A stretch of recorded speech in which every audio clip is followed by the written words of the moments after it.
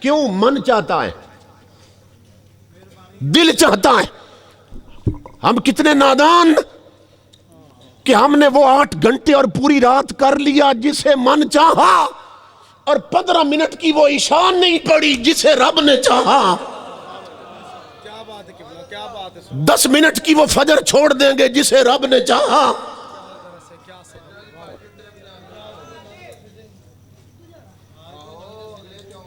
تاجدار کائنات کے غلاموں، یہ یاد رکھو، اگر چاہتے ہو حضور راضی ہو جائیں، اگر چاہتے ہو ہمارا خدا راضی ہو جائے، تو پھر اپنی طبیعت پہ چلنا چھوڑ دو، آنکھیں بند کر کے اپنے نبی کی شریعت پہ چلو۔ اللہ رب العزت فرما رہا ہے جب کوئی نافرمانی کرے میں لعنت بھیجتا ہوں، اور لعنت میری 7 پشتوں تک چلتی رہتی ہے۔ اور اس کے اپوزٹ، اس کے برعکس، اذا اتے تو ردی تو، فرمایا جب بندہ میری مان لے میں راضی ہو جاتا ہوں۔ فرمایا مان لے تو میں راضی ہو جاتا ہوں، راضی ہونے میں دیر ہی نہیں لگاتا۔ حضور داتا صاحب لکھتے ہیں کہ ایک بندہ تھا جس نے 70 بار کبیرہ گناہ کیا،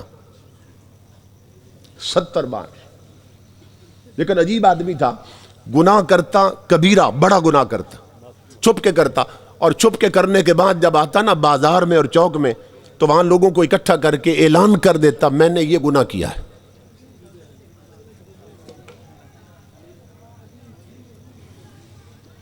عجیب آدمی تھا، بازار میں اعلان کرتا میں نے یہ جرم کیا ہے۔ جبرائیل امین کا پارہ صبر بھی لبریز ہو گیا، مولا یہ گندا کیڑا، یہ بدبودار پانی سے پیدا ہونے والا، یہ اتنا اکڑ گیا کہ تیرا کھا کے تیری زمین پہ اعلان کرتا ہے گناہ کر کے، تو اس بدبخت کو مٹا کیوں نہیں دیتا؟ جبریل پکار اٹھے، گناہ کرتا اور پھر اکڑتا ہے اور پھر اعلان کرتا ہے، اسے مٹا کیوں نہیں دیتا؟ سننا اللہ نے کیا جواب دیا، فرمایا جبریل یہ جلدی تو اسے ہو جسے یہ خطرہ ہوا آج ہاتھ سے نکل گیا پھر ہاتھ نہیں آئے گا، میں دیکھ رہا ہوں یہ جاتا کہاں ہے۔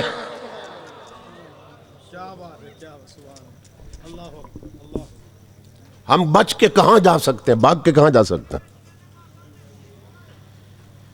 قبر سے بچ سکو گے؟ موت کی ٹک ٹکی سے بچ سکو گے؟ اس سے ہم بچ سکتے ہیں؟ نہ کوئی قبر سے بچے گا، نہ کوئی موت کی ٹک ٹکی سے بچے گا، اس مرحلے سے سب نے گزرنا۔ حضرت وطایوں سندھ میں ایک اللہ والے گزرے ہیں، عجیب آدمی تھے، اللہ والے جو تھے، ولی تھے، ہر بات سے ایک نصیحت کی بات نکالتے تھے۔ تو ان کے گھر میں چوری ہو گئی، چور سارا مال لے گئے۔ تو وطایوں نے کیا کیا، مصلی اٹھایا اور جا کے قبرستان میں بیٹھ گئے۔ پورا محلہ گھر پہنچا افسوس کرنے کے لیے، تو گھر پہ نہیں ہے۔ گھر والوں سے پوچھا وطایوں کدھر ہیں؟ انہوں نے کہا قبرستان میں بیٹھے۔ لوگ قبرستان کی طرف گئے، جا کے حیران ہو کے پوچھنے لگے وطایوں تیرے گھر میں چوری ہو گئی، تو اللہ کے بندے تو قبرستان میں آ کے بیٹھ گیا۔ تو فرمانے لگے تو پھر میں کیا کروں؟ کہا تھانے میں جاؤ نا، FIR درج کرواؤ، پولیس کو ساتھ لو، چوروں کو پکڑواؤ، تلاش کرو انہیں۔ تو حضرت وطایوں فرمانے لگے میں چوروں کو کہاں کہاں ڈھونڈتا پھروں گا۔ فرمانے لگے میں آ کے ایسی جگہ بیٹھ گیا ہوں جہاں ایک دن میرے چور ضرور آئیں گے۔ ترازو میں تولتے ہوئے ڈنڈی مارنے والے چوروں، ایک دن وہاں ضرور پہنچو گے۔ بھائیوں کی زمینیں اور بننے دبانے والوں، ایک دن وہاں ضرور پہنچو گے۔ ملاوٹ والا مال بیچنے والوں، ایک دن وہاں ضرور پہنچو گے۔ رشوت لے کر خدا کی دھرتی پر ظلم کا بازار گرم کرنے والوں، وہاں ایک دن ضرور پہنچو گے۔ ٹی وی اور نیٹ پر بیٹھ کر کنجریوں کے ڈانس دیکھنے والوں، ایک دن وہاں ضرور آؤ گے۔ شادیوں پر ڈیک لگا کر طوائفوں کے گانے چلانے والوں، ایک دن وہاں ضرور پہنچو گے.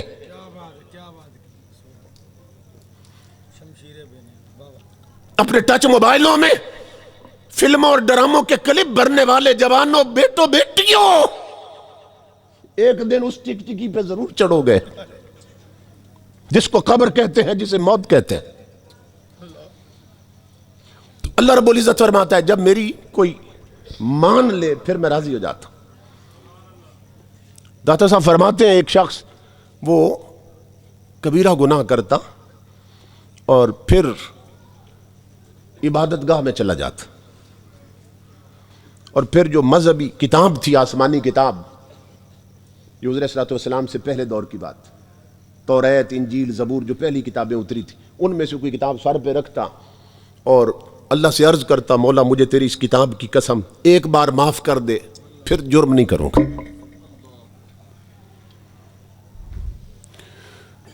توبہ کرتا اس انداز سے اللہ کے گھر میں جا کے، اور جب جاتا بازار میں، مارکیٹ میں، پھر گناہ کر بیٹھتا. داتا صاحب لکھتے ہیں اس نے 70 بار کبیرہ گناہ کیا، 70 بار ہی توبہ کی اور 70 بار ہی توبہ توڑ دی. قسم کھاتا نا، کتاب سر پہ رکھتا اللہ کی کہ مجھے اس کی قسم آئندہ نہیں کروں گا، ایک بار معاف کر دے. اور بازار میں جاتا، پھر پب اور کلب میں چلا جاتا، پھر وہاں اپنا قسم توڑ دیتا اور برائی کر لیتا. داتا صاحب لکھتے ہیں کہ جب 17ویں بار اس نے توبہ توڑ دی نا، اپنے گھر کے ایک کونے میں اکیلا بیٹھا تھا، تنہا، اور سوچ رہا تھا کہ جھوٹ کی بھی کوئی حد ہوتی ہے. میں نے اپنے رب سے اتنا جھوٹ بول لیا کہ اب اگر میں نے گناہ کیا نا اور توبہ کی تو میرا رب مجھے معاف نہیں کرے گا. 70 بار میں اپنے رب سے وعدہ کر کے توڑ چکا ہوں، اب وہ معاف نہیں کرے گا.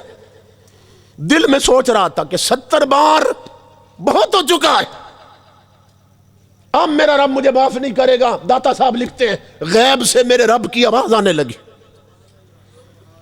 آواز آئی، ہو میرے بندے، مجھے اپنی عزت کی قسم ہے، اور یہ 70 والی حد بھی تو نے لگائی ہے، میں نے نہیں لگائی ہے. نادان اٹھ کے آ، تو سچے دل سے آج بھی آ میری چوکھٹ کی طرف، میری رحمتیں بڑھ کے تجھے گلے لگا لیں گی. تو آؤ تو صحیح اس کی چوکھٹ کی طرف. یہاں مارکیٹیں آباد ہیں، یہاں بازار آباد ہیں، یہاں پب اور کلب آباد ہیں. اگر ویران ہیں تو نماز کے وقت خدا کے گھر ویران ہیں. ہر کوئی کہتا جی بڑا رش ہو گیا ہے، بازار میں رش ہے، مارکیٹ میں رش ہے، سڑکوں پہ رش ہے. وہ ہر جگہ رش نہیں ہے. آؤ مسجدوں میں نمازوں کے وقت دیکھو خالی پڑی ہے. کوئی جاتا ہے اللہ کے گھر کی طرف؟ مسجدوں کے ارد گرد آبادی دیکھیے، اور پھر مسجدوں کے نمازی دیکھیے کتنے. اور جس سے پوچھو وہ کہتا ہے میں حضور کا غلام ہوں. جس سے پوچھو وہ کہتا ہے کہ میں حضور کا امتی ہوں. عورتوں سے پوچھو وہ بھی جی ہم کنیز فاطمہ ہیں، کوئی کنیز عائشہ ہے، کوئی غلام حسین ہے، کوئی غلام رسول.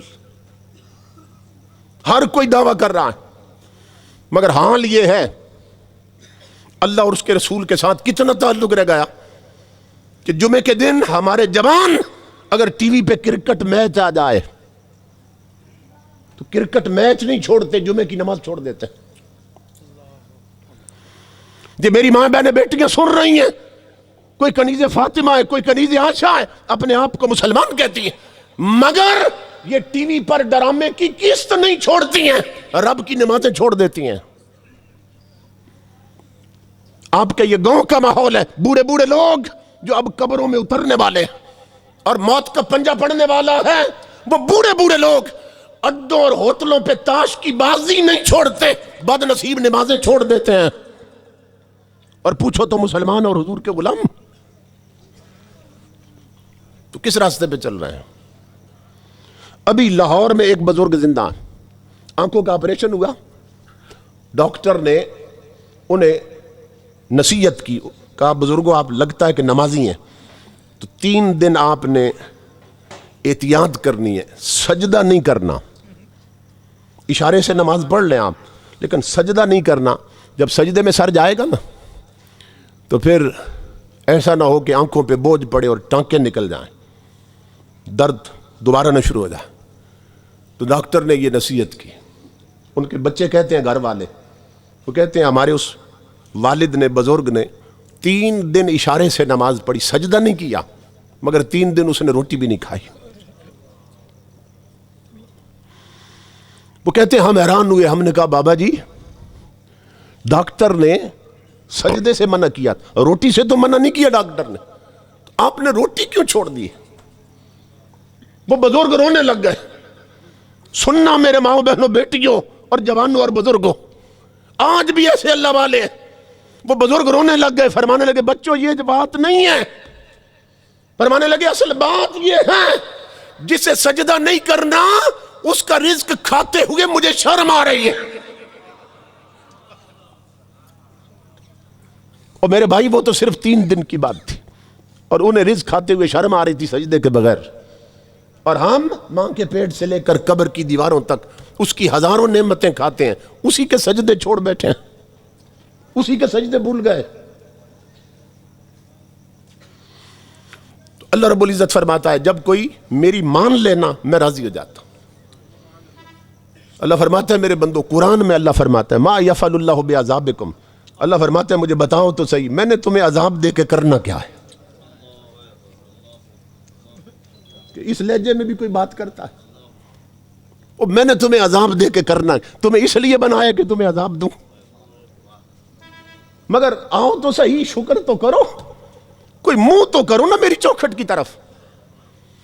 اللہ رب العزت فرماتا ہے انسان جتنا بڑا مجرم ہو سچے دل سے جھک جائے تو پھر کیا کرتا, میں راضی ہو جاتا ہوں.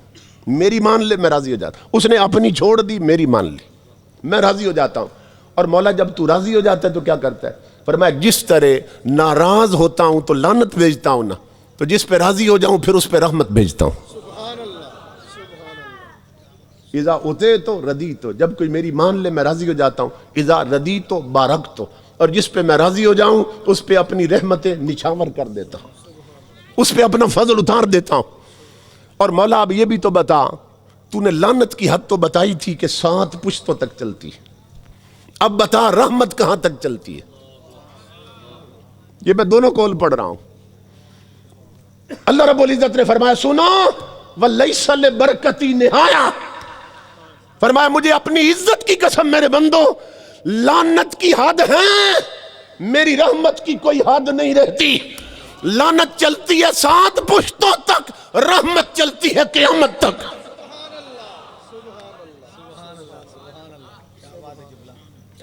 سمجھ گئے؟ فرمایا تم جھک تو جاؤ, تم آؤ تو صحیح میری چوکھٹ کی طرح. تو یہ ربیع الاول شریف کا ماہ مقدس, تو جو جھکنے والے ہیں اللہ فرماتا ہے مجھے اپنی عزت. یہ 2 تاکیدیں لگائیں عربک گرامیٹک رولز کے اعتبار سے. لَإِن شَكَرْتُمْ, لَإِن یہ جو لام آیا نا یہ بھی تاکید کا ہے. آگے لَأَزِيدَنَّكُمْ, نون ثقیلہ یہ بھی تاکید کا ہے. اللہ فرماتا ہے اگر تم شکر کرتے رہے نعمتوں پر تو میں ضرور بالضرور تمہاری نعمتیں بڑھاتا جاؤں گا, کم نہیں ہونے دوں گا, نعمتیں بڑھاتا جاؤں گا. لیکن شرط کیا ہے کہ میری نعمتوں پر شکر کرو. اب نعمتوں پر شکر کا طریقہ کیا ہے؟ یہاں کئی بی اے بی ایڈ ہوں گے, ایم اے ایم ایڈ ہوں گے, ایم ایس سی ہوں گے, ایل ایل بی ہوں گے, پی ایچ ڈی ہوں گے, کلاس 1 آفیسر ہوں گے. لیکن اگر پوچھ لو کہ شکر کا طریقہ کیا, اللہ کے شکر کا طریقہ کیا, نہیں بتا سکیں گے. اصل چیز تو یہ تھی نا جو کالجز میں اور یونیورسٹیز میں سکھائی جاتی اور پڑھائی جاتی, تاکہ ہم اللہ کے شکر گزار بندے بن جاتے. تو پڑھے لکھے لوگوں سے پوچھ لو کہ اللہ کے شکر کا طریقہ کیا ہے. ہم نے یہ سمجھا ہے اور ہمارے ہاں یہ کنسپٹ ہے کہ بس پیٹ بھر کے کھا لیا, جب ڈکار آیا نا تو کہہ دیا الحمدللہ, بس شکر ادا ہو گیا. نہ نماز پڑھی, نہ تلاوت قرآن کی, نہ نیکی کے راستے پہ چلے, نہ شریعت اپنائی, بس ڈکار آنے پر کہہ دیا الحمدللہ, بس شکر ادا ہو گیا. اللہ رب العزت فرما رہا ہے کہ اگر تم نے میرا شکر کیا نا تو ضرور بے ضرور میں نعمتیں بڑھاتا جاؤں گا. اب یہ سمجھ لیں کہ وہ کون سا شکر ہے جس پر نعمت گھٹتی نہیں ہے، بڑھتی جاتی ہے. بس یہ آج آپ نے اگر صرف شکر کو یاد کر لیا کہ اس کے شکر کا طریقہ کیا ہے تو ان دوستوں کی ساری محنت ٹھکانے لگ جائے گی. ایک بات تو چلو سیکھ لی نا آپ نے، اللہ کے شکر کا طریقہ کیا ہے. اب غور سے سنیے. اللہ رب العزت کا شکر یہ ہے کہ اللہ فرماتا ہے جو میں نے نعمتیں تمہیں دی ہیں، میری دی ہوئی نعمتوں سے میری نافرمانی چھوڑ دو. بہت سے لوگ ابھی نہیں سمجھے، اوپر سے بات گزر گئی.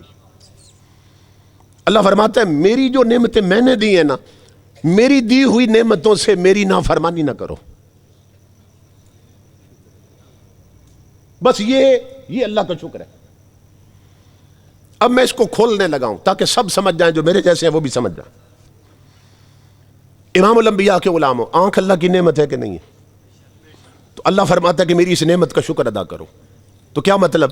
کہ ان آنکھوں کے ساتھ زندگی بھر کے لیے وہ چیزیں دیکھنا چھوڑ دو جن کا دیکھنا اللہ اور رسول نے حرام کر دیا. یہ اس نعمت کا شکر ہے. کان اللہ کی نعمت ہے کہ نہیں ہے؟ اللہ فرماتا ہے میری اس نعمت کا شکر ادا کرو. کیا مطلب؟ ان کانوں کے ساتھ زندگی بھر کے لیے وہ چیزیں سننا چھوڑ دو کہ جن کا سننا اللہ رسول نے حرام کر دیا. ہاتھ اللہ کی نعمت ہے، فرمایا اس کا شکر ادا کرو. کیا مطلب؟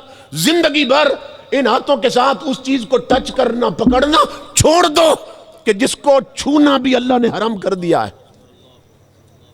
پاؤں اللہ کی نعمت ہے، فرمایا میری اس نعمت کا شکر ادا کرو. کیا مطلب؟ ان پاؤں کے ساتھ ان بغیرتی اور گناہوں کی اڈوں پہ جانا چھوڑ دو کہ جدھر چل کے جانا اللہ رسول نے حرام کر دیا. دماغ اور دل اللہ کی نعمت ہے، فرمایا اس نعمت کا شکر ادا کرو. کیا مطلب؟ اس دماغ کے ساتھ اس چیز کا تصور کرنا بھی چھوڑ دو، سوچنا بھی چھوڑ دو جس کا تصور بھی اللہ نے حرام کر دیا. یہ ہے اللہ کی نعمت کا شکر.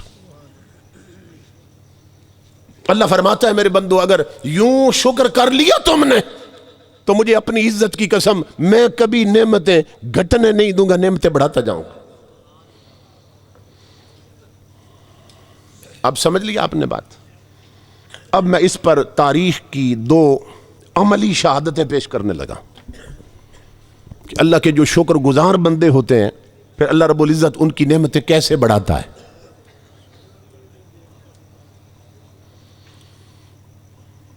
امام الانبیاء کے غلاموں، اگر آپ سروے رپورٹس پڑھیں نا، انٹرنیشنل لیول کی ہیں، وہ بھی پڑھیں. ہمارے ملک میں تو ہے ہی ہے. اس وقت پوری انسانیت، ہیومن بینگ جو ہے، ہیومینٹی، انسانیت، اس کے مین 2 پرابلمز ہیں. سب سے بڑی مشکلات انسانیت میں 2 پیدا ہو چکی ہیں. سب سے بڑی ٹینشنز 2 ہیں انسانیت کی، صرف مسلمانوں کی نہیں، پوری انسانی برادری کی. کیا؟ ایک بھوک کا مسئلہ ہے، بھوک کا، ایک بھوک کی ٹینشن ہے، اور ایک امن کا مسئلہ ہے. زندگیاں خطرے میں چلی گئیں، ہر کوئی ڈرتا ہے مجھے کوئی مار نہ دے، کیونکہ انسانی زندگی اتنی بے امان ہو گئی کہ لوگ بکری چوری کرنے آتے ہیں اور بندہ مار کے چلے جاتے. بعض دیہاتوں میں ایسا ہوا مرغیاں چوری کرنے آئے اور بندے مار گئے. خود انسان کی نظر میں انسان کی کوئی حیثیت نہیں رہ گئی. پہلے دشمن کہتا تھا دشمن سے میں تجھے کتے کی موت ماروں گا، کتے کی مثال دیتا تھا انسان، دشمن کو کہتا تھا میں تجھے کتے کی موت ماروں گا. لیکن آج کیا ہوا؟ آج انسانی زندگی اتنی سستی ہو گئی کہ اب کتا کتے سے کہتا ہے. جو پڑھے لکھے ہیں جنہیں اللہ نے فکر و شعور دی، میری بات سمجھنا. ایک وقت تھا انسان کہتا تھا اپنے دشمن سے میں تجھے کتے کی موت ماروں گا. آج کتا کتے سے کہہ رہا ہے. کیا؟ بھاگتے کتے نے اپنے ساتھی کتے سے کہا، بھاگتے کتے نے اپنے ساتھی کتے سے کہا بھاگ ورنہ آدمی کی موت مارا جائے گا.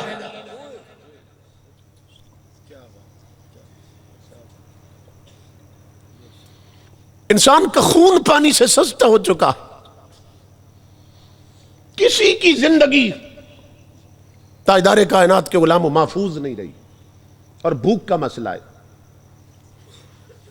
کہ ہر کوئی ڈر رہا ہے میرے گھر میں بھوک نہ آ جائے, غریبی نہ آ جائے میرے گھر میں اپنا بینک بیلنس اتنا بڑھا جاؤں اور تجوریاں اتنی بڑھ جاؤں اور اتنا پیسہ جوڑ جاؤں کہ میری نسلیں کھائیں مگر گھر میں کبھی غریبی نہ آئے.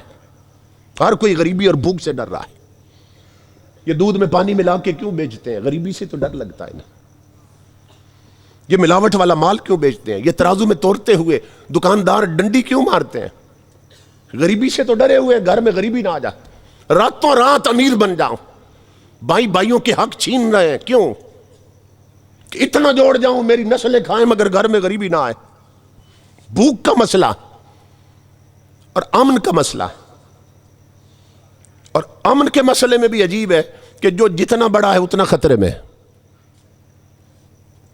جھگی والا ہے اس کا کوئی سیکورٹی گارڈ نہیں ہوتا.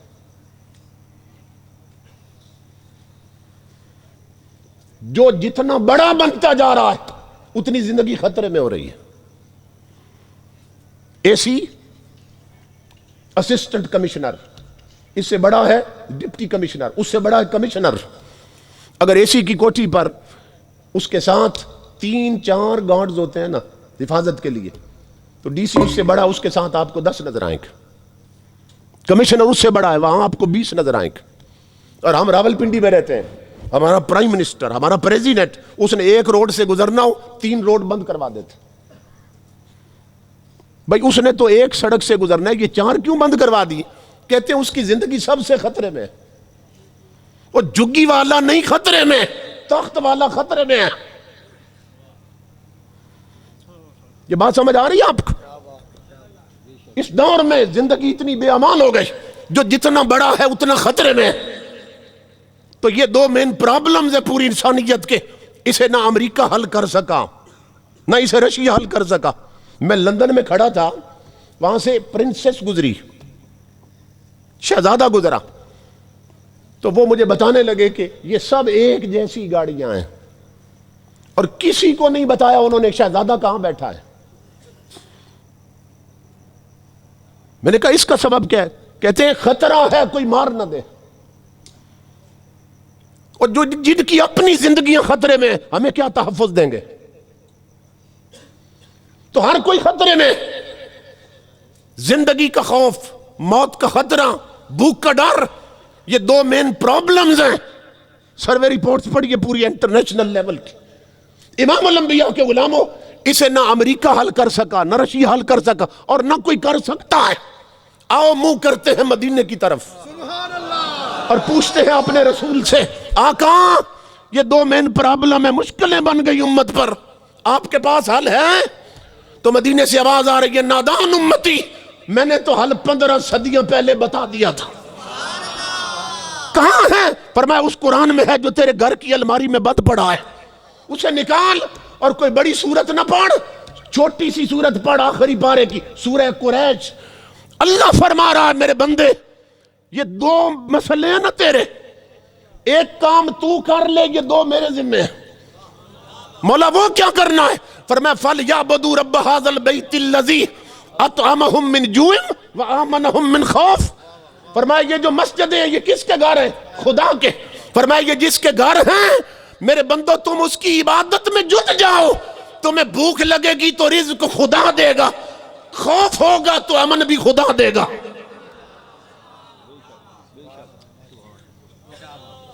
اللہ فرماتا ہے یہ 2 میں اپنے ذمہ لیتا ہوں. کام کیا کرنا ہے؟ تم من چاہے پہ نہ جیو, میرے چاہے پہ جیو. طبیعت پہ نہ چلو, مدینے والے کی شریعت پہ چلو. اللہ فرماتا ہے مجھے قسم ہے میرے بندو, یہ 2 میں اپنے ذمہ لیتا ہوں. تمہیں خوف ہوگا تو امن میں دوں گا, اور بھوک لگے گی تو رزق میں عطا کروں گا. یہ پڑھیے سورہ قریش. تاجدار انبیاء کے غلاموں, اب میں تاریخ سے 2 عملی شہادتیں پیش کرنے لگا. پڑھے لکھے لوگ بیٹھے ہیں. ہمارا ملک جو ہے پاکستان, اس میں 1960 اور 70 جو پچھلی صدی گزری ہے, یہ جو دہائی تھی نا 60 سے 70 کی دہائی, اس میں ہمارے ملک میں گندم کا قحط پڑ گیا تھا، گودام خالی ہو گئے حکومت کے، ڈیپوؤں پر بھی آٹا ختم ہو چکا تھا، قحط پڑ گیا۔ اور ہمارا جو وزیر خوراک ہے اس نے میڈیا پہ اعلان کیا، جو ہمارا پرائم منسٹر اور پریزیڈنٹ ہے انہوں نے اعلان کیا میڈیا پہ، الیکٹرانک میڈیا پہ، پرنٹ میڈیا پہ، کہ چونکہ ملک میں گندم کا قحط پڑ گیا، گودام خالی ہو گئے اور آٹا ختم ہو گیا اور گندم ختم ہو گئی، تو اس لیے ہم پاکستانیوں سے اپیل کرتے ہیں کہ جو 2 روٹیاں کھاتے ہیں وہ 1 کھائیں، آلو ابال کے بھوک مٹائیں، سبزیاں ابال کے کھائیں، بس گزارا کریں، چونکہ گودام خالی ہو گئے، ڈیپوؤں پر آٹا ختم، گندم کا قحط پڑ گیا۔ تاجدار کائنات کے غلاموں، اللہ کی عزت کی قسم، ایک دن وزیر نے یہ اعلان کیا کہ گودام خالی ہیں اور گودام خالی ہو چکے اور ڈیپوؤں پر آٹا نہیں ملتا، قحط پڑ گیا۔ دوسرے دن محمد عربی کے ایک فقیر نے بھی اعلان کروا دیا تھا۔ وہ فقیر کون تھا؟ ہمارے پنڈی کے قریب کون ہے جو سیدنا میر علی شاہ کو نہیں جانتا؟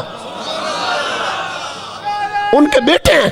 نعرہ تکبیر، نعرہ رسالت، نعرہ رسالت، نعرہ رسالت، فیضان اولیاء، فیضان اولیاء۔ وہ جھگی میں فقیر جو بیٹھا تھا مصطفیٰ کے مصلی پر، وہ جو اس کا شکر گزار بندہ تھا، جسے معلوم تھا میں نے نعمتوں کی قدر کر رکھی ہے، میں نے ناشکری نہیں کی ہے۔ وزیر کا اعلان تھا، قحط پڑ گیا، گودام خالی ہو گئے۔ محمد عربی کے فقیر نے اعلان کر دیا، الیکٹرانک میڈیا، پرنٹ میڈیا پہ بتاؤ کہ جس سے حکومت کے ڈیپو سے آٹا نہیں ملتا وہ آئے اور گولڑے کے لنگر سے لے جائے۔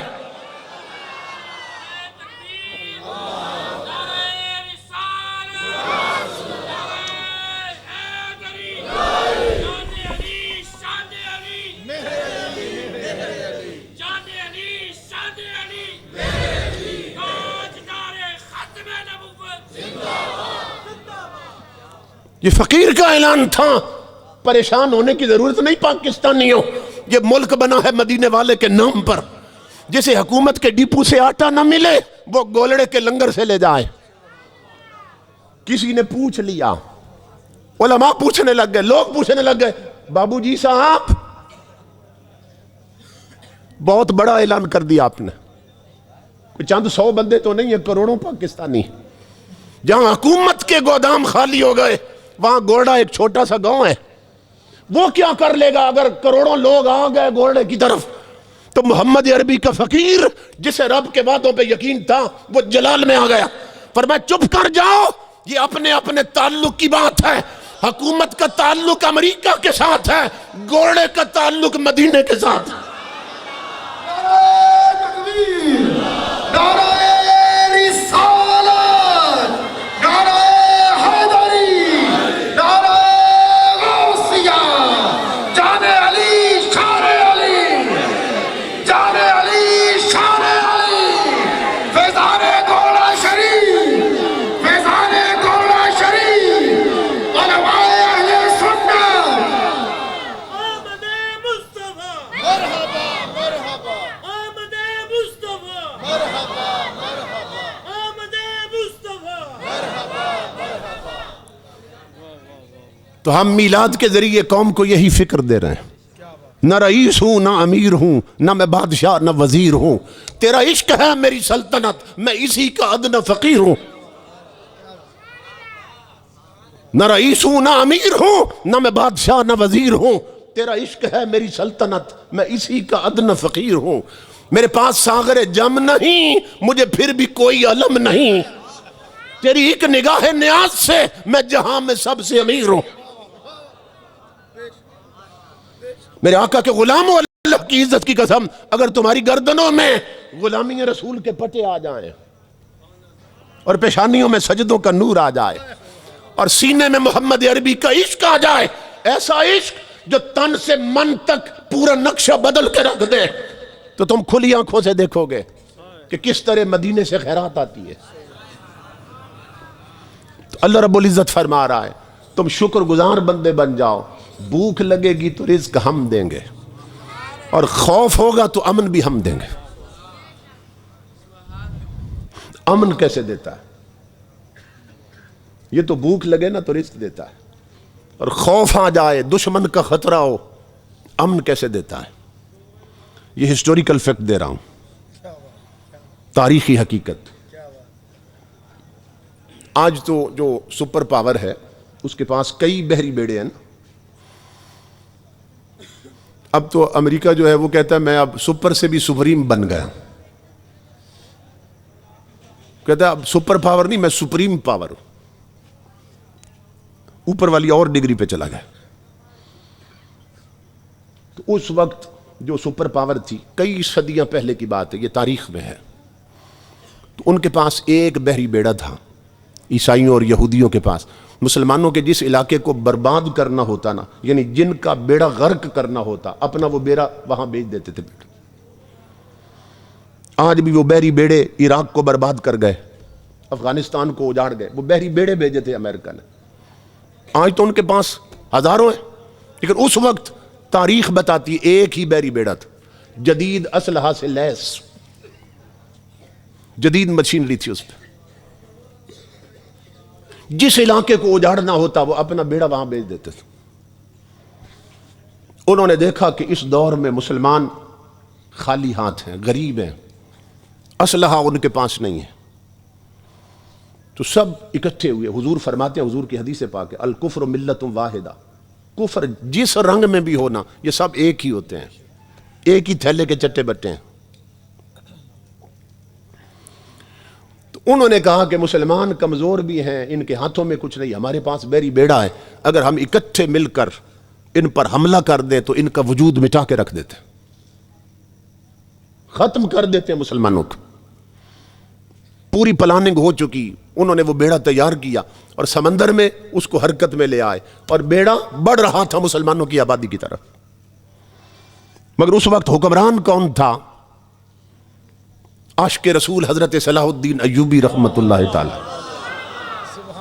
وہ حکمران تھا کہ یہ 500 بار مدینے والے پہ درود پڑے بغیر کبھی سویا نہیں تھا. اس کے رابطے تھے مدینے کے ساتھ, جو درود پڑے اس کے رابطے رہتے ہیں مدینے کے ساتھ. معلوم ہو گیا دشمن کا بیڑا آ رہا ہے, اور کل میدان جنگ میں کشتوں کے پشتے لگ جائیں گے, خون بہے گا. ایک رات تھی بچی ہوئی, ایک رات تھی. دوسرے دن جنگ کا تنور گرم ہونا تھا. صلاح الدین ایوبی نے اپنے مجاہد اکٹھے کیے, اپنی آرمی اور فوج کو اکٹھا کیا. انہیں کہنے لگا, مجاہدو ہمارے پاس رات ایک رہ گئی, ٹائم بہت تھوڑا, دشمن آ رہا ہے, 2 کام ہیں, ایک تم کرو ایک میں کرتا ہوں. حکمران ایسے ہونے چاہیے. کہا 2 کام ہیں, ایک تم کرو ایک میں کرتا ہوں. تم کیا کرو, آج کی رات تم مورچے اور میدان سنبھالو, اور آج رات کے لیے میں مصطفیٰ کا مسلح سنبھالتا ہوں.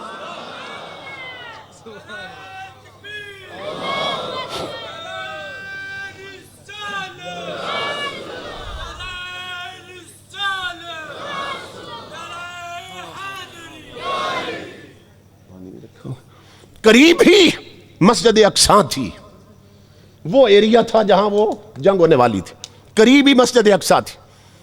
صلاح الدین ایوبی نے مسلح اٹھایا اور مسجد میں چلا گیا. عشاء کی نماز جماعت کے ساتھ پڑھی.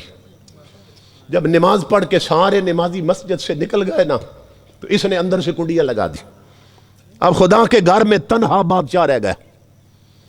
آیا محراب کے پاس, مسلح اور قالین ہٹا دیا, اس نے اپنا تاج اتارا, اس کو کشکول بنا کے رکھ دیا, الٹا کر کے نا کشکول بنا کے رکھ دیا. لوگ پیشانی رکھتے ہیں, اس نے رخسار رکھ دیا زمین پہ, اور عرض کی میرے مولا میں وہی گناہگار اور کمینہ ہوں جس کے گناہوں کے سبب یہ مصیبت آنے والی ہے, مگر تجھے اس حبیب کا واسطہ کہ جس پر درود پڑے بغیر میں کبھی سویا نہیں ہوں, کوئی مدینے سے خیرات بھیج, دشمن آ رہا ہے، ہمارے ہاتھ خالی ہیں، جنگ ہوگی، محمد عربی کا خون، امت کا خون پانی کی طرح بہ جائے گا، عورتیں بیوہ ہوں گی، بچے یتیم ہو جائیں گے، تجھے واسطہ گنبد خضرا کے مکی کا، کوئی مہربانی کر۔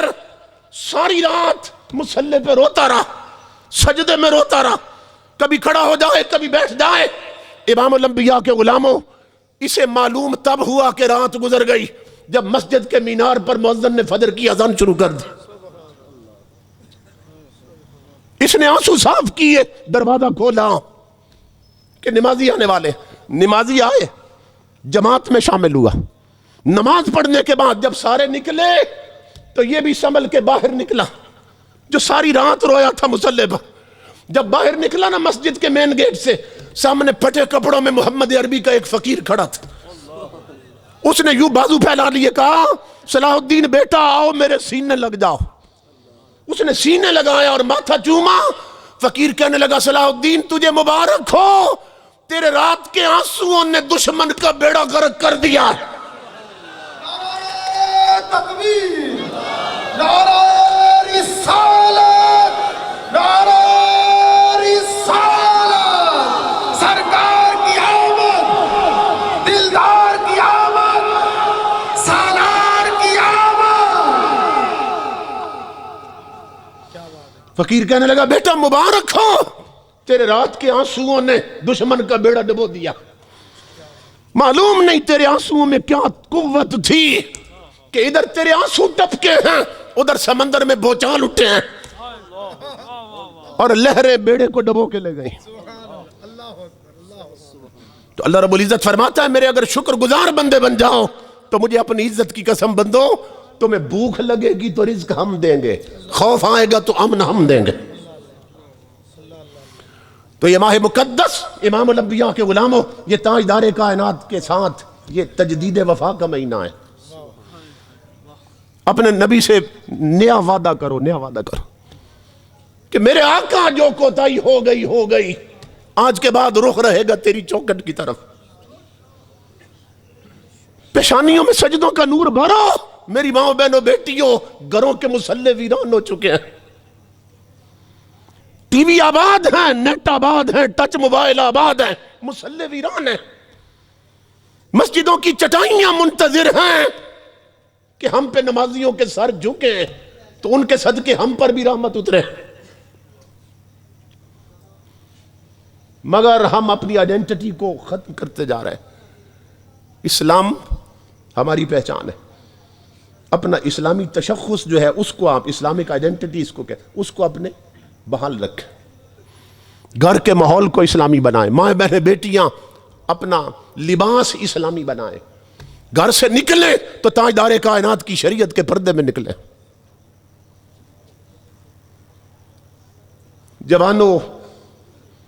جوانیوں کو غنیمت سمجھو، اور وقت ہے یہ جسم کا چرخہ کام کرتا ہے، اس سے سجدوں کا سود کاٹ لو۔ زندگی ہاتھوں سے نکلتی جا رہی ہے اور وقت اتنی تیزی سے بیت رہا ہے کہ ہر شخص محسوس کر رہا ہے، کہتا ہے وقت بہت جلدی بیت رہا، اور 1500 سال پہلے حضور نے بتایا تھا کہ لا تقوم الساعة حتى يتقارب الزمان۔ حضور فرماتے ہیں میری امت پہ وقت آئے گا قیامت سے پہلے اللہ وقت سے بھی برکت نکال دے گا۔ وقت سے جب برکت نکل جاتی ہے تو یہ حال ہوتا ہے جو آج وقت کا ہو چکا۔ تو ہم بہت جلدی قبروں میں اترنے والے ہیں اور جا رہے ہیں ویرانے کی طرف۔ تو خدا کے لیے اپنے اس گھر کو جسے قبر کہتے ہیں اس کو آباد کرنے کی فکر کرو۔ ہمارا پنڈی کا واقعہ ہے، کچھ عرصہ پہلے کی بات، چوک میں، پنڈی کا ایک بہت بڑا چوک ہے، وہاں ایک مجذوب فقیر بیٹھا تھا، دنیا گزر رہی تھی، وہ دیکھ دیکھ کے لوگوں کو روتا تھا۔ بڑے بڑے امیر جا رہے تھے گاڑیوں میں، مہنگی گاڑیوں میں بیٹھے تھے، اور ان کی بیگمات جو تھیں سروں پہ دوپٹے نہیں تھے، میک اپ کر کے ننگے جسم لے کر گاڑیوں میں بیٹھی تھی، اور اندر گانے چل رہے تھے، مسجدوں میں اذان ہو رہی تھی، نہ کسی کو قرآن یاد، نہ حدیث یاد، نہ قبر یاد، نہ قیامت یاد، ہر کوئی اپنی مستی میں لگا تھا، انہیں فقیر دیکھ دیکھ کے روتا تھا۔ ایک آدمی گزرا اس درویش کے پاس سے، اس نے کہا فقیر صاحب دنیا میں اتنی رنگینی ہے، اتنی رونق ہے، دنیا ہنس رہی ہے، آپ کیوں رو رہے ہیں؟ کتنی رونق ہے دنیا میں اور آپ رو رہے ہیں؟ فقیر کہنے لگا اللہ کی عزت کی قسم میں اس لیے رو رہا ہوں کہ میری آنکھیں دیکھ رہی ہیں کہ یہ سارے جس کے مجرم ہیں وہ معافی دینا چاہتا ہے، مجرم معافی مانگ نہیں رہے۔ میری آنکھیں دیکھ رہی ہیں، اس کی رحمتیں منتظر ہیں کہ لوگ جھک جائیں معافی مانگ لیں، میں معاف کر دوں، مگر مجرم معافی مانگنے نہیں چاہتے، بھول چکے ہیں اللہ کی چوکھٹ کو۔ میری آنکھیں دیکھ رہی ہیں کہ وہ معافی دینا چاہتا ہے، مجرم غافل ہو چکے ہیں، معافی نہیں مانگ رہے۔ اسی فقیر کو اسی بندے نے اگلے دن پنڈی کے بہت بڑے قبرستان میں روتے ہوئے دیکھا، قبروں میں بیٹھا رو رہا تھا، قبریں دیکھ دیکھ کے روتا تھا۔ پوچھا فقیر صاحب عجیب آدمی ہے، بازار میں بھی روتے اور قبرستان میں بھی، وہ آبادی میں بھی روتے اور ویرانے میں بھی، وہ اللہ کے بندے یہاں کیوں رو رہے ہو؟ فقیر کہنے لگا اللہ کی عزت کی قسم اس لیے رو رہا ہوں کہ اب میری آنکھیں دیکھ رہی ہیں کہ دنیا معافی مانگ رہی ہے، وہ معافی دے نہیں رہا ہے۔ اب قبریں آگ سے بھری ہیں، اب جسموں کو بچھو ڈس رہے ہیں، اب سانپ لپٹے ہیں جسموں کے ساتھ، اب آگ لگی ہے، اب دنیا چیخ رہی ہے مولا معاف کر دے، آواز آتی ہے معافی کا وقت گزر چکا۔ تو میری ماں و بہنوں، بیٹیوں، میرے بزرگوں اور جوانوں، اب وقت ہے، پیشانیوں میں سجدوں کا نور بھر لو، پاؤں کو مسجدوں کے راستوں پہ چلنے کا عادی بنا لو، اپنے گھروں میں تلاوت قرآن کا ماحول پیدا کر لو، اور بچوں کی گھٹی میں انگریز کی تعلیم ڈالنے سے پہلے اپنے نبی کا قرآن رکھو، کیونکہ ہم مسلمان ہیں، ہمارا الگ کلچر۔ دیکھو نا، اگر ہندو، سکھ اور عیسائی کافروں کے بچے کچھ سیکھنے کے قابل ہوں، سب سے پہلے وہ بھیجتے ہیں انہیں انگلش میڈیم سکولوں میں، اور مسلمان بھی یہی کریں، تو پھر ہمارے اور ان کے کلچر میں کیا فرق رہا؟ مسلمان اور کافر میں فرق یہ ہے کہ کافر کی اولاد جب کچھ سیکھنے کے قابل ہوتی ہے، سب سے پہلے اس کی گھٹی میں دنیا کی تعلیم رکھتا ہے، اور مومن کی اولاد جب کچھ سیکھنے کے قابل ہوتی ہے، سب سے پہلے اس کی گھٹی میں نبی کا قرآن رکھتا ہے، اسے شریعت کی تعلیم دیتا۔ تو اگر ہم اپنے بچوں کو بنیادی طور پر حضور کی شریعت کی تعلیم دے دیں گے، پھر انہیں ڈاکٹر بنائیں، انجینئر بنائیں، جو مرضی انہیں بنائیں، اسلام منع نہیں کرتا، اسلام تو کہتا ہے ہر علم حاصل کرو، مگر جب گھٹی میں قرآن ہوگا تو علامہ اقبال کی ماں نے یہی تو کیا تھا کہ اقبال کی گھٹی میں قرآن رکھ دیا تھا۔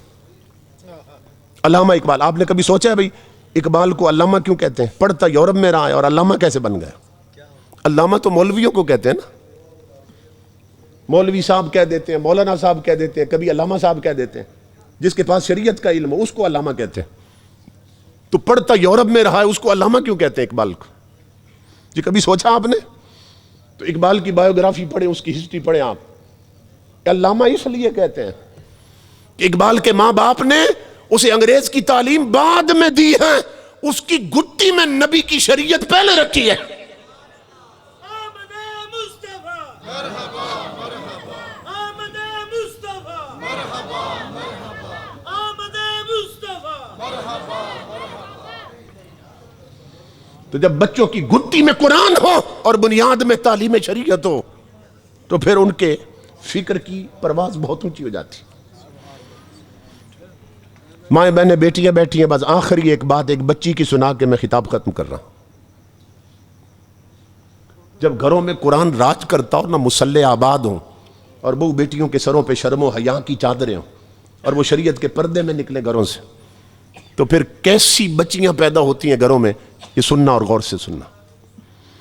ایک بزرگ فرماتے ہیں، میں دریا کے کنارے جا رہا تھا، میں نے دیکھا کہ ایک بندہ اس نے جال پھینکا ہوا تھا دریا میں، مچھلی کا شکار کر رہا تھا، اس کے ساتھ ایک 6 7 8 سال کی بچی بھی آئی ہوئی تھی، وہ وہاں بیٹھی کھیل رہی تھی ریت کے ساتھ۔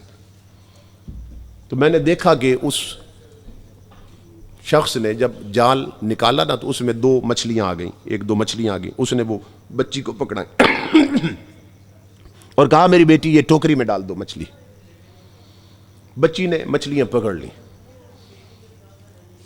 اور باپ کی طرف دیکھتی رہی۔ باپ جب متوجہ ہوا نا دوبارہ جال پھینکنے کے لیے دریا کی طرف، اس نے ادھر توجہ کی تو بچی نے وہ مچھلیاں ٹوکری میں نہیں ڈالی، اس نے آنکھ بچا کے پھر دریا میں پھینک دی۔ وہ بزرگ فرماتے ہیں میں حیران ہوا، بھئی بچی سمجھدار بچی لگتی ہے، کوئی پاگل ہے نہیں ہے، تو باپ اس کو کہہ رہا ہے کہ اس کو ٹوکری میں ڈالو اور یہ پھر دریا میں پھینک دیتی ہے، یہ کیا راز؟ میں کھڑا ہو کے دیکھنے لگا۔ والد نے پھر جال نکالا، ایک مچھلی آئی یا دو، اس نے بچی کو دی، ٹوکری میں ڈال دو، بچی نے پھر پکڑ لی، ٹوکری میں نہیں ڈالی، باپ کی توجہ اور اس نے پھر پھینک دی دریا میں۔ والد سمجھا کہ اب ٹوکری بھر گئی، اب گھر چلتے ہیں، اس نے جال نکالا اور لپیٹا اور ٹوکری کے پاس آیا تو ٹوکری خالی تھی۔ اس نے بچی کو پکڑ لیا غصے کے ساتھ، اس نے کہا میں نے اتنی محنت کی اور اتنا ٹائم لگایا یہاں پہ، تجھے مچھلیاں دی تھی، مچھلیاں کہاں ہیں؟ ٹوکری تو خالی ہے۔ جب اس نے جھڑکا نا بچی کو تو بچی رونے لگ گئی، مگر بچی نے جھوٹ نہیں بولا، کہا ابا ناراض نہ ہونا، وہ مچھلیاں تو پھر میں نے دریا میں پھینک دی ہیں۔ کہا میری بیٹی اتنی محنت میری تو نے برباد کیوں کر دی؟ وہ اللہ کی بندی یہ کیا کیا تو نے؟ رو رہی ہے بچی اور رو کر کہنے لگی ابا میری بھی تو سن، میں نے ایسا کیوں کیا؟ ابھی 2 دن پہلے کی بات ہے، تروی الرسول اللہ صلی اللہ علیہ وسلم، ابا تو نے خود مجھے اپنے نبی کی حدیث سنائی تھی۔ 2 دن پہلے کی بات بچی بتانے لگی، ابا تو نے حدیث سنائی تھی۔ بیٹا کون سی حدیث؟ ابا آپ نے بتایا تھا کہ حضور فرماتے ہیں ما یقع سمکن فی شبکۃ الا اذا غفلت عن ذکر اللہ، کہ کوئی مچھلی اس وقت تک شکاری کے جال میں نہیں پھنستی جب تک رب کا ذکر چھوڑ نہ دے۔ تو ابا جب یہ مچھلیاں جال میں پھنسی اور آپ نے مجھے دیں تو مجھے اپنے نبی کی حدیث یاد آ گئی کہ یہ مچھلیاں جال میں اس لیے پھنسی ہیں کہ رب کا ذکر انہوں نے چھوڑا ہے۔ تو ابا مجھے ڈر لگ گیا کہ یہ غافل مچھلیاں کھا کر ہم بھی اپنے رب کو بھول نہ جائیں۔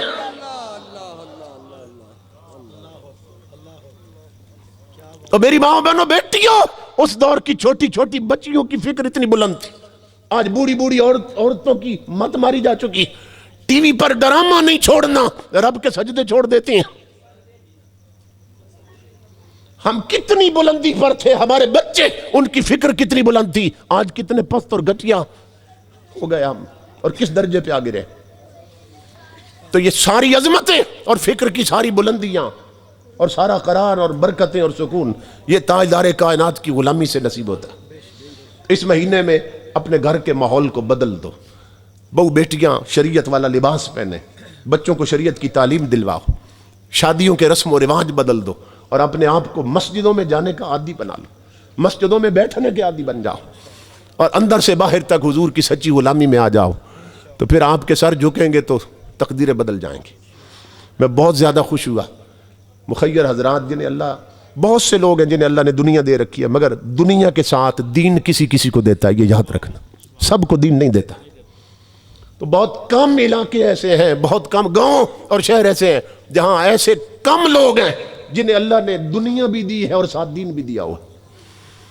تو اتنا بڑا پروگرام ایک دیہات میں، میں تو حیران ہو گیا، ماشاءاللہ آپ اتنی کثرت سے تشریف لائے، مائیں بہنیں بیٹیاں اتنی دیر سے بیٹھی ہیں، اور بزرگوں نے سرپرستی کی، تو سب کے لیے دعا گو اللہ پاک حضور کے توسل سے سب کو 2 جہان کی راحتیں، برکتیں، نعمتیں، سعادتیں اور آسانیاں نصیب فرمائے۔ اب جس کے جی میں آئے وہی پائے روشنی، ہم نے تو دل جلا کے سر عام رکھ دیا، وما علینا الا البلاغ۔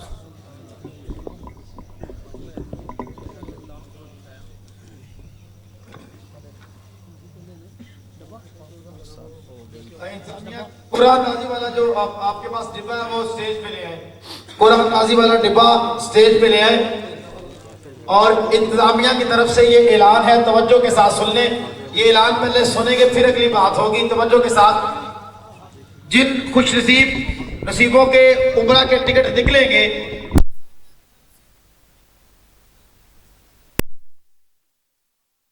40 سال سے کم عمر حضرات کے لیے جو نادرا کا کارڈ وغیرہ بنتا ہے وہ خود بنوائیں گے، اس کے ساتھ ساتھ امیگریشن فیس بھی وہ خود ہی ادا کریں گے۔ مدرجہ ذیل چیزیں انتظامیہ کو جمع کروانا ہوں گی، 6 پاسپورٹ سائز تصاویر، پاسپورٹ قومی شناختی کارڈ اور 40 سال سے کم عمر والوں کے لیے نادرا کارڈ۔ اعلان دوبارہ سماعت فرما لیں۔ انتظامیہ کی طرف سے اعلان ہے کہ جن خوش نصیبوں کے عمرہ کے ٹکٹ نکلیں گے انتظامیہ کی طرف سے ان کو ٹکٹ اور مکمل پیکج دیا جائے گا۔ اس کے علاوہ 40 سال سے کم عمر حضرات کے لیے جو نادرا کارڈ وغیرہ بنتا ہے وہ خود بنوائیں گے۔ اس کے ساتھ ساتھ امیگریشن فیس بھی خود ہی ادا کریں گے۔ مدرجہ ذیل چیزیں انتظامیہ کو جمع کروانا ہوگی: 6 پاسپورٹ سائز تصاویر، پاسپورٹ، قومی شناختی کارڈ اور 40 سال سے کم عمر والوں کے لیے نادرا کارڈ۔ امید ہے کہ آپ سب اس بات کو سمجھ گئے ہوں گے۔ جو قرآن نازل والا ڈبہ ہے وہ آگے اسٹیج پر لے ہیں۔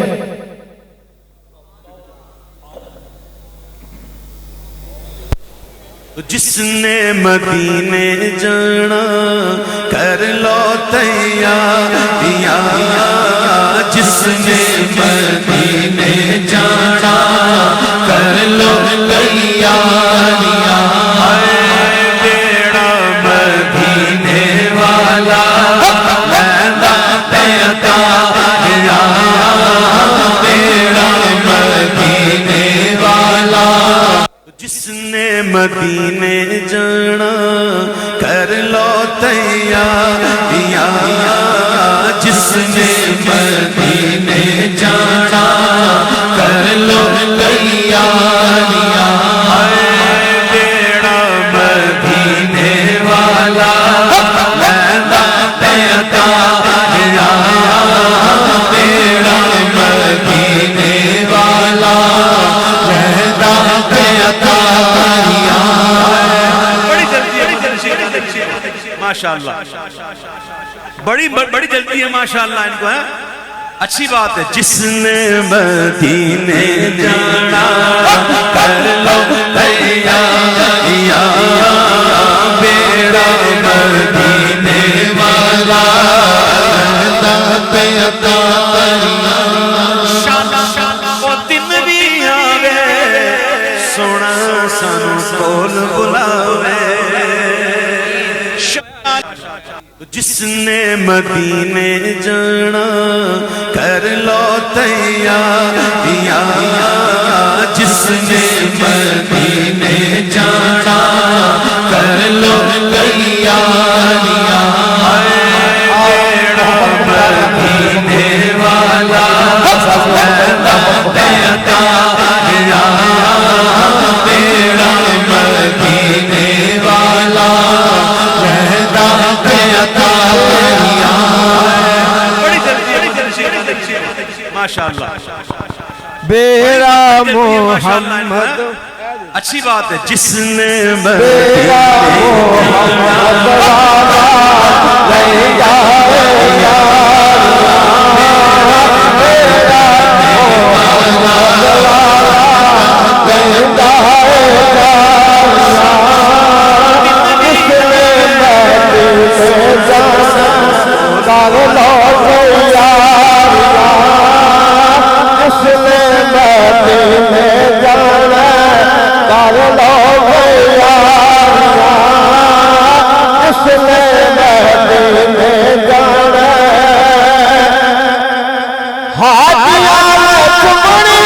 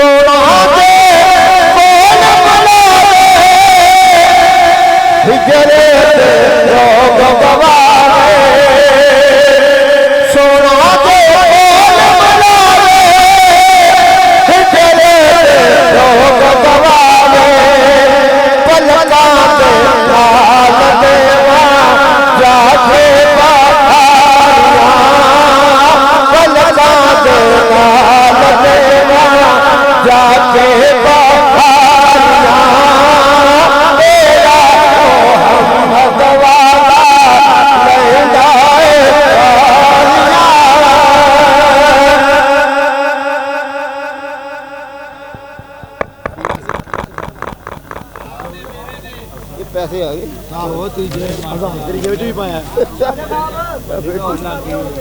ਲੱਗ ਗਏ ਲੱਗ ਗਏ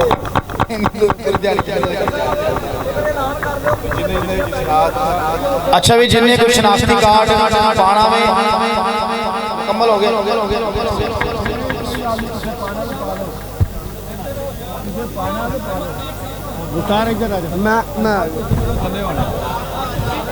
मैं कुर्सी थोड़ी साइड से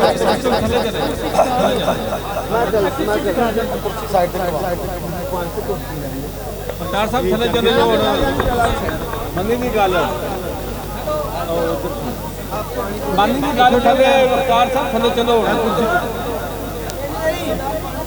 चोकला उधर रख दे यार हेलो ਉਹ ਯਾਰ ਦਿਓ ਪਾਣੀ ਦਾ ਉਹਦਾ ਇਮਾਨ ਉਹਦੇ ਨਾਲ ਇਹਦੇ ਮੁਕੱਦਰ ਨਿਕਲ ਜਾਣੇ ਭਾਵੇਂ ਡਬਲ ਲੈਵਲ ਸਿਗਨਲ ਹੋਏ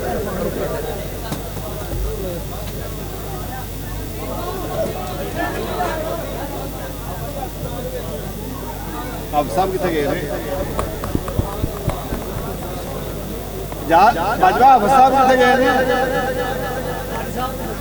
ਆਪ ਸਾਹਿਬ ਉਹ ਮੌਲਵੀ ਨੂੰ ਛੱਡਣੇ ਉਹਨਾਂ ਕੋ ਆ ਜਾਓ अलविदा करन गया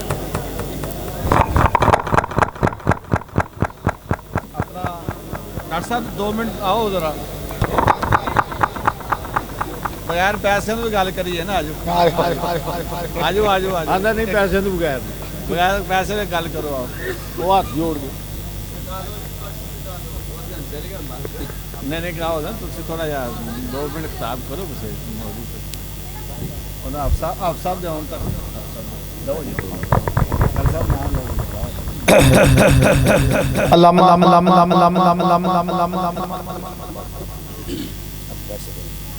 अल्लामा डॉक्टर रिजवान साहब अल-अज़हरी आप अपनी मलफूज़ात से हमें नवाजेंगे जनाब। إن الحمد لله والصلاة والسلام على سيدنا رسول الله عليه الصلاة والسلام اللهم صل على سيدنا محمد في الأولين والآخرين وفي كل وقت जिसने मदीने जाना कर लो तैयारियां जिसने मदीने जाना कर लो तैयारियां